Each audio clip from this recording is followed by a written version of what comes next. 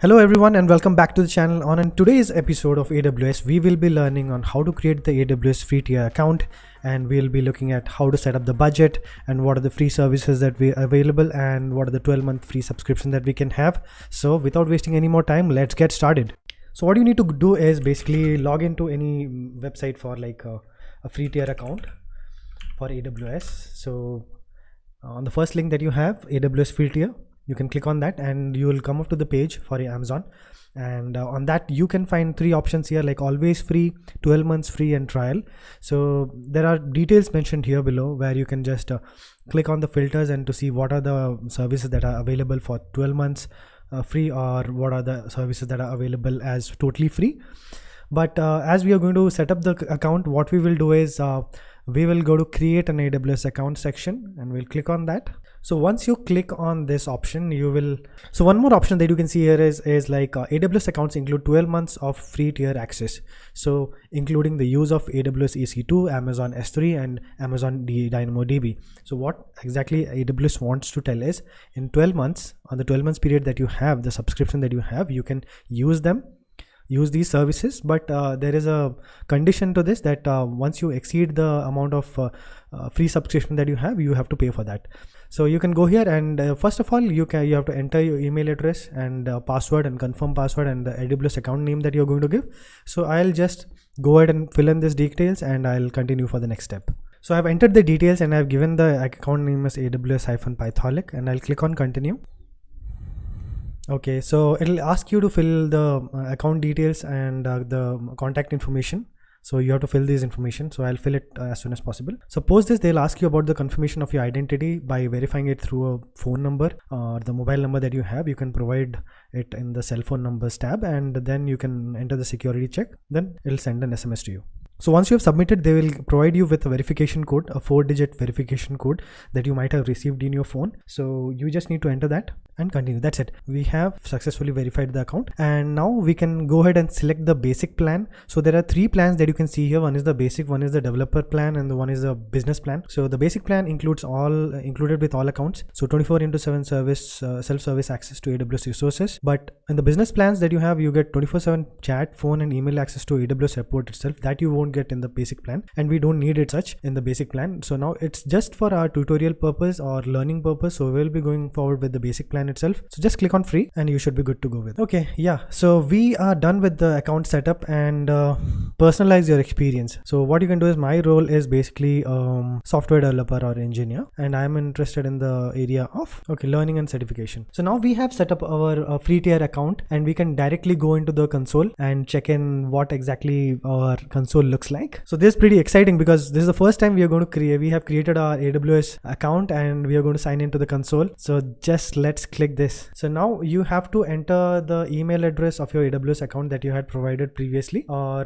the account ID. So this is basically how your AWS management console looks like. This is pretty exciting because we have all the services listed here, and there's so many services that we need to learn, and the resource group as well, and the AWS profile that we had just created, the account information, my organization, service quota, billing dashboard, and everything that you have. Here are the regions that are available to us, and this is the support drop down that we have for our technical support, and you can click here as well for all the services that you need to know, or you can type basically any service name to get the details of it. So this is pretty exciting, and we will be learning each of the services in depth. So please don't miss out on the upcoming chapters that we have. And so the next thing that we want to set up is our AWS billing. So you need to go to your billing dashboard. So here we are going to set the amount of money that we are going to spend on our AWS tutorial series or the learning that we have.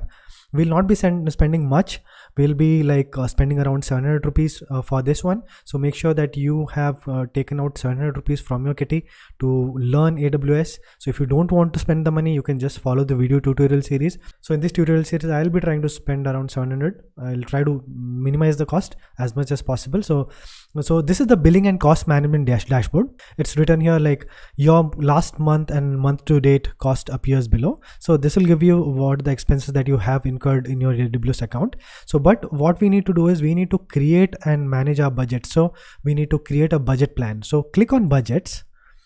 you will find here three options: create and manage budget, refine your budget using filters, and add notification to your budget. So what we need to do here is we need to basically create a budget setup for us. We haven't created it yet, so we'll click on this, create a budget, and there are like options: cost budget, use reservation budgets, and saving plans budget. So what we need to do is we need to click on cost budget because that's what we are going to set. So monitor your costs against a specified dollar amount and receive alerts when your user defined thresholds are met. So what exactly it means is once you have put a particular amount in your budget, suppose you exceed that amount, there will be a threshold value that you have set, then it will send you alerts. So that alert we can set manually. Click on set your budget. So here you're going to add the name for the budget that you are having, and we can choose whether it is a monthly or quarterly or annually one. So I'll go with monthly, and whether you can choose whether it's a recurring budget or an expiring budget. So basically recurring budgets will renew on the first day of every monthly billing period. Expiring budgets will stop renewing on the last day of the expiration month. Start month is December. You can choose whether the budget amount is fixed or you can plan it monthly. So you can basically adjust the amount of money that you're going to spend in each month. Let's suppose you want to spend somewhat less in a particular month, or you want to spend somewhat of more amount of money in some of the months, then you can set them here. But I'll go for a fixed budget, and here it is mentioned $1,000 that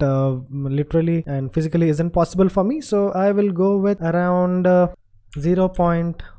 So 0.1 is basically 1 cent, so it'll be around 7 rupees, so it doesn't matter for me. So but basically is the threshold value that we are setting. So anything above that I'll get a alert. So now we'll configure the alert for us. So this is the configure alerts page, and send alerts based on actual cost and the forecasted. So actual cost basically is like our 0.1 that we had given. So above this we will get an alert. So now we have to enter the email address that we had set up. So that's it. Move forward, and we will discuss about SNS and chatbots in our upcoming chapters. But for now we'll just click on confirm budget. So this is your detailed analysis of what exactly we have been doing. So this is the budget detail. So name is AWS tutorial budget, period is monthly, it starts from December 1 2019, and I have set up the budget for $0.1 and it is aggregated by unblended cost. Then just click on create to complete the process. So now we have set up our budget, and this is the budget name that you have, and you can basically create few more budgets here by clicking on create budget, but this is the one that we have. So I'll click on this. I haven't spent anything on this, but I'll get an alert to my inbox if I spend more than 0.1. So you can create a budget report as well based on the usage that you have incurred in AWS. So you have the cost and usage reports as well. So that's it for today's lesson. We have created a AWS free tier account and the billing as well, and the budget as well. So plenty of information for today, I hope. That's it from my side today, and I'm pretty much excited that you are as well excited on getting your first AWS free tier account. If you have any doubts, post them in the comment section below. Like the video, please subscribe to the channel if you want to learn more on this. That's it from my side today. Signing off.